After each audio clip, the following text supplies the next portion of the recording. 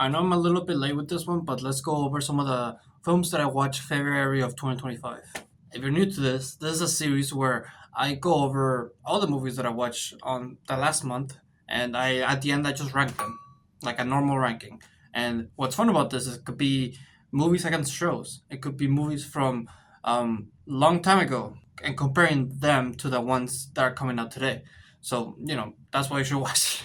But yeah, let's just go straight up, just start right now. The first film that I watched was for a class, and this is a film that I'm glad I watched recently because the actual actor for this movie hosted the Oscars. Well, not hosted it, but like presented one of the nominations. It's When Harry Met Sally, and I believe this is one of the best romantic comedies out there because of the fact that it understands romance well. Don't get me wrong, I still love everything that's not like realistic about it. Like for example, the stories that the old men tell. Those are actual actors and not real made up stories.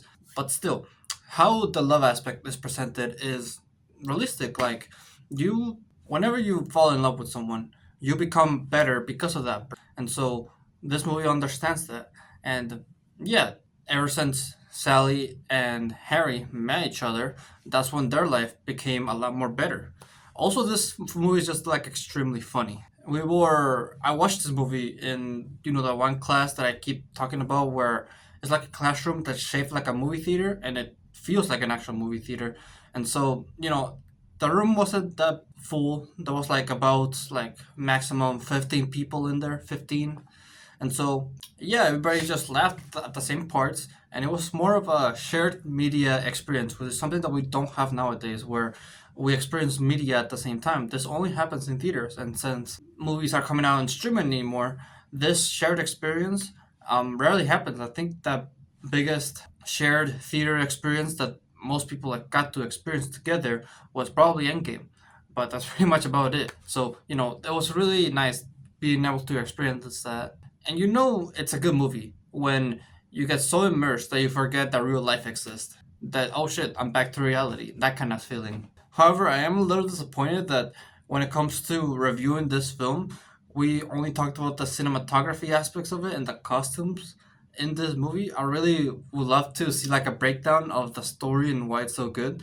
So I'm kind of disappointed that my film class chose to do that instead of the story, but nonetheless, I think this is a fantastic film, and if you haven't seen it, I highly recommend it. So I give it a 10 out of 10. Then, as I was watching the new Invincible season in my Amazon recommended list, or like, somewhere in Amazon Prime, I saw Hazbin Hotel, and I remember it was really popular like a long time ago. People were talking about it a lot. I know there's like a one music video that was really popular with like Angel Dust. I already know the characters already because I watched the show. But yeah, I thought it was decent. I'm not personally a fan of musicals myself, and that's the reason why I haven't seen Wicked yet. Even though like the visuals are really good, both in Wicked and in this show, Hazbin Hotel. Well, speaking about the visuals, I think they spent most of their budget on the music videos, like the music aspect of it. Whenever I don't know, I think it's just Charlie specifically. Whenever she's talking, there's just like sometimes it just feels kind of awkward with her animation style. And then I feel like I feel like Charlie's story could have been a lot more interesting. I don't know why, but I felt myself hooked on the side characters more than the main character itself. This is just my opinion, though. I mean, everybody has their preference, but yeah, I just found everybody else interesting, not the main character. But nonetheless, it's still like a decent story, and I think it came out like 2 years ago, maybe like a year ago now. Yeah, I'm surprised they haven't announced anything. Maybe it didn't become as successful as people thought it was gonna be. So maybe that's why they hadn't worked on a second season yet. Or it could be like an invincible scenario where they just wait a long time for no reason. Either way, I thought it was decent. So 7 out of 10. Then I watched The Substance, and the reason why I watched this movie is because it was nominated for one of the Oscars, and so I heard Much Critical talk about it as well, about how it's like it has all these details and stuff, how it's really gross, and so yeah, it is a very gross movie. I like its message about how beauty standards and all that, and I like how it's reflected through the beginning and the end.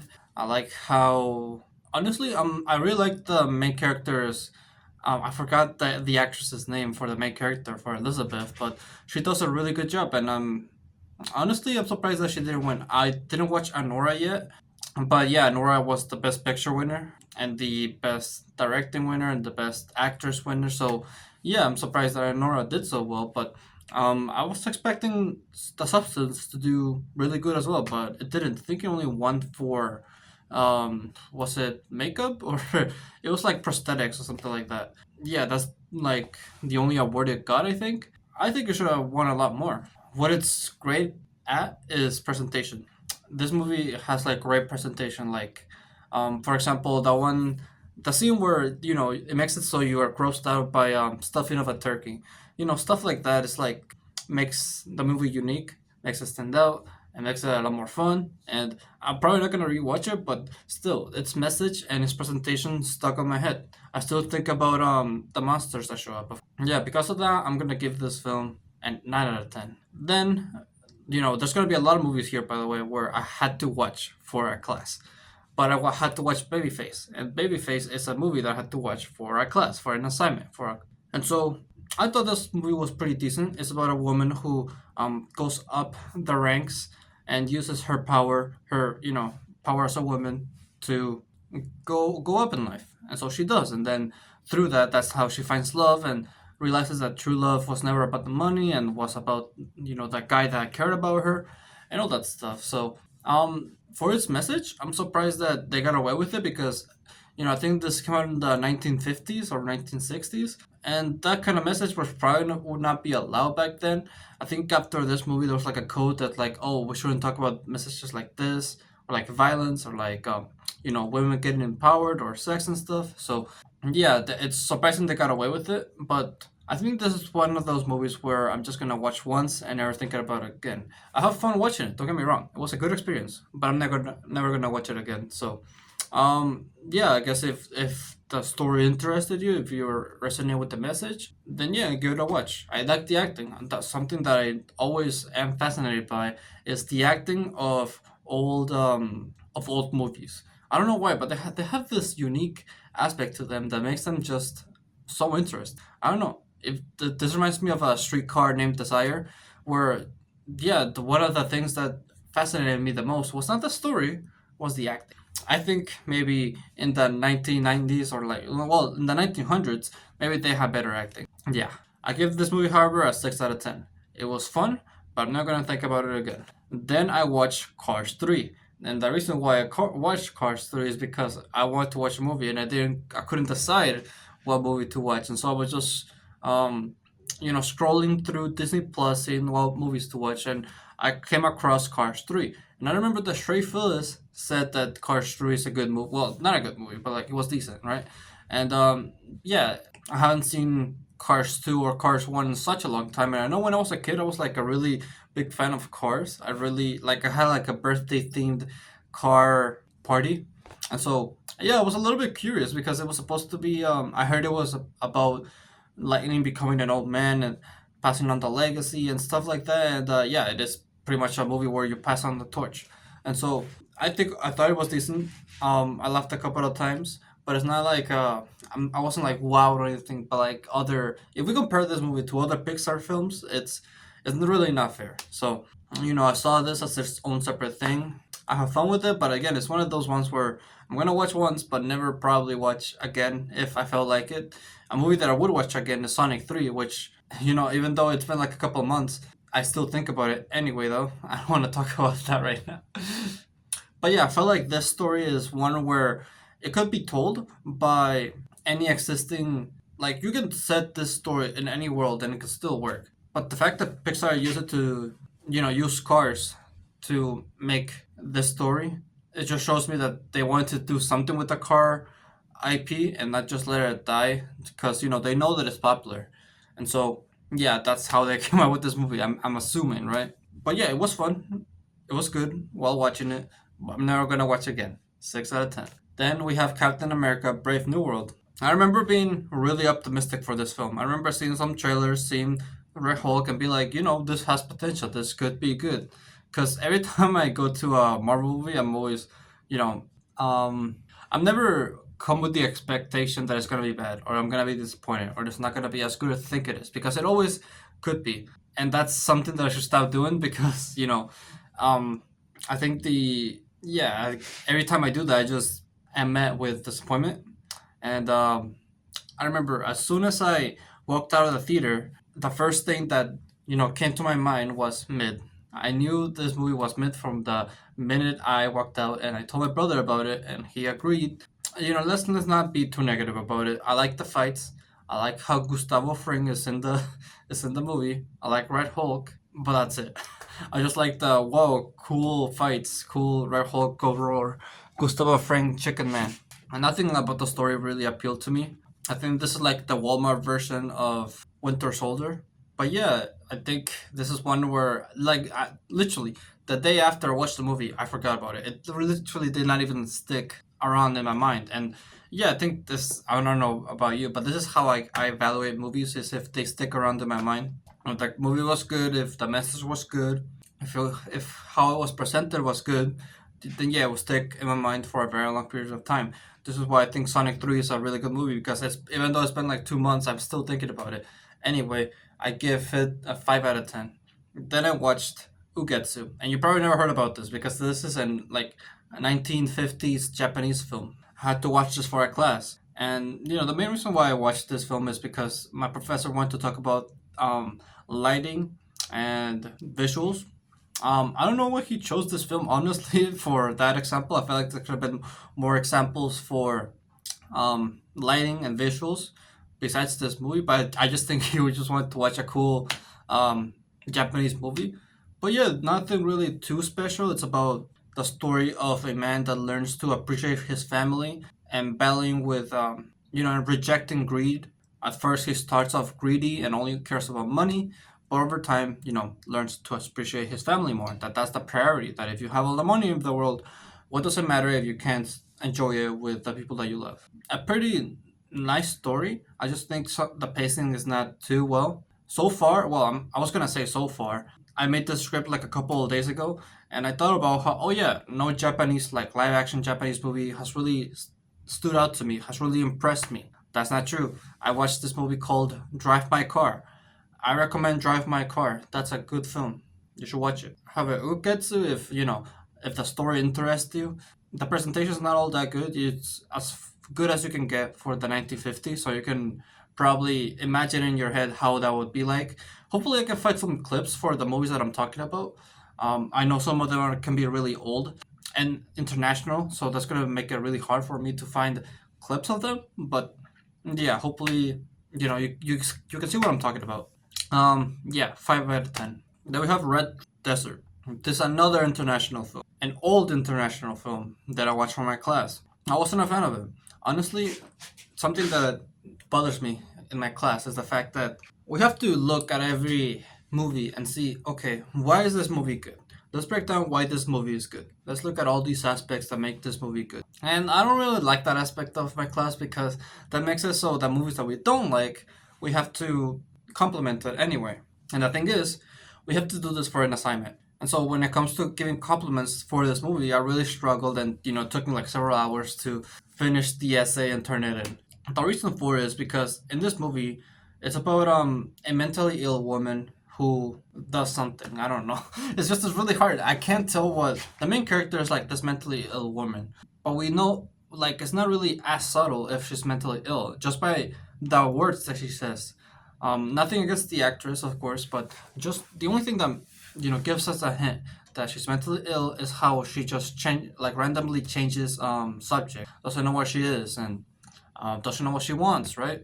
And this is just a movie that I could just describe as like people just hanging around, because it just goes from people talking about things to another place where people talk about things. But you might say that, oh, that's all movies, but yeah, it is all movies. But it has to pay off. This movie never pays off. Like, we go to this man's apartment to recruit him for a job, but it doesn't pay off later because he doesn't go to the job, he doesn't get the job, and then it never comes up again. It doesn't affect the story because it didn't affect the main character in any way. I don't know what the main character wants. I don't know what the other characters want. and I feel like there's no development. There's no character development for the main character anyway. I could be wrong. Actually, prove me wrong. Watch the movie. Even though I would give it a 4 out of 10. I am open to being wrong. So let me know. And then I watched a movie that I actually did like. This was for again, a class. You can probably see a pattern of all of the movies that I watch are mostly for class. I'm a busy person. I really have time to watch movies by myself. So yeah, Carnival of Souls. I like this movie. This is a movie that I had no problem giving complimenting and talking about why it's good. I This is a good example of an indie movie that can be really good just based on the presentation. I've gone over this several times in other of my videos when I talk about screenwriting, but the key to making a movie good, I don't believe it's about the story. I believe that it's about the presentation, because we could all talk about a certain subject, but it's how you present it that really sticks in the people's minds. You can Best example is how you tell stories. People don't remember like I can tell you a story, but if I don't present it in a unique way that interests you and makes you question, it's not really gonna stick in your mind. And I really like how the dead is presented in this film. It's so cool. It's like every time they're shown, it's like through reflections, or it could be just like from far away, or it could just be like a flash like really quickly. Again, something that I love about old films is their acting. I love how old films act like people in them acted. It's unique. I don't know if I'm crazy or anything, but let me know if you feel the same. But yeah, this film deserves its praise. Like I like how I can't tell if the main person's either dead or alive throughout the whole film. Highly recommend it. I give it a 7 out of 10. Next we have Chinatown. Now this is a film where I watched recently, like a couple weeks ago for our class, but the Oscars was 2 days ago. Yeah, it was on the second. Today's the fourth. It's funny. I'm recording this the day that today's date. Yeah, I saw that in the where they were doing the memorials for all of the filmmakers that had passed away. Apparently, I think it's maybe like the actor for Chinatown passed away. So yeah, it's interesting how I recognize that. But overall, I think this movie is good. It deserves its praise. The only thing that is holding it back is its pacing. The first act and third act really kept me hooked. I was really hooked. But the second act, yeah, I felt like it was a little bit slow and a little bit more confusing. I don't know who to pay my attention to. The film is about, well, I don't want to spoil it, what it's about, but I feel like they should have made more obvious what the film was about previously. If the film was about the subject at hand, then we should have paid more attention to that rather than the main character. Or the main character should have been involved with the main subject or the main plot. And he only gets involved in the third act. But yeah, the third act is really good. I love how there's several things that are built up on that get paid off of. That things that even though we didn't think were gonna be really useful, become really useful towards the end. So yeah, this is a good movie that I enjoyed, but I'm never gonna think about. That's like pretty much the standard for a 6 out of 10 film. So this is a 6 out of 10. Lastly, we have The Apartment. Now I think I'm becoming a little bit of a fan of romantic comedies. I don't know why. Like Harry and Sally just made me change that. Cause I don't know, I just really like them. I think this movie and When Harry Met Sally having similarities was what I mentioned earlier, where you grow through a partner. You become a better person because you met that person. I like this movie's themes of suicide, of cheating, self growth, and it ties everything back to romance. And one of the things that my professor mentioned that makes a good romantic a good romantic movie is making the audience question if the main character and the love interest are gonna get together at the end. If you think about it, most romantic films, there's not really like a good time where we see the two love interest together for more than 10 minutes. I don't think so. Because, that kills the mystery, right? And this movie does this really well. I'm surprised that it took this long for them to get together. I thought they were gonna get together like sooner. Oh, also, this movie also has a surprise third act. I thought the first when it was like towards like the end of the second half. I thought that was the end. I thought there was no way they could raise the stakes after the love interest does this act. But once everything's settled, I thought she was like gonna recognize that, oh, I love you after all. Thank you for doing this for me. And now that doesn't happen. As a matter of fact, the love interest. I don't want to reveal it yet, but yeah, it's I didn't expect that was gonna happen. But yeah, I love this movie's themes. I love this presentation. I love old movie acting. Yeah, this was a really fun one that actually, surprisingly enough, is gonna stick with me. I love how they shot this in an apartment. How they rearranged the apartment in certain ways to fit the camera. I love that character, like the side characters. I love how they're funny. I love the doctor. This is a really good movie. As a matter of fact, I'm gonna give it an 8 out of 10. So I didn't expect this movie. I mean, this video to be as long as it is, but yeah, I guess I watched a lot of movies this month. I watched 11 movies and shows. So let's rank through all of these. First off, at 11th place we have Red Desert. You could probably tell when I talked about it that I'm not really a huge fan of it. I think it has problems, and I don't like the fact that I had to compliment it for an assignment. Then have Ugetsu, a fine film, a good message, but it's not one that's gonna stick in my mind. That's number 10. Number 9 is Captain America: Brave New World. Same thing. Decent film, good presentation, good fight scenes, but it's not gonna stick in my mind. I'm gonna like I forgot about it. The only reason why I'm bringing it up is because I had to make a video. Yeah. Then we have Babyface. This one was a good story, not really forgettable. Um, I feel like if you like the message, it'll probably stick in your mind the most. But yeah, I think what sets the movie apart is themes and message in the time that it came out. So number 8. Number 7 is Chinatown. Chinatown is a good film. Again, the only thing that holds it back is, I believe, the second act. I think the pacing of the second act is not as good, but still, overall, the whole film is really good. Then at number 6, we have Cars 3.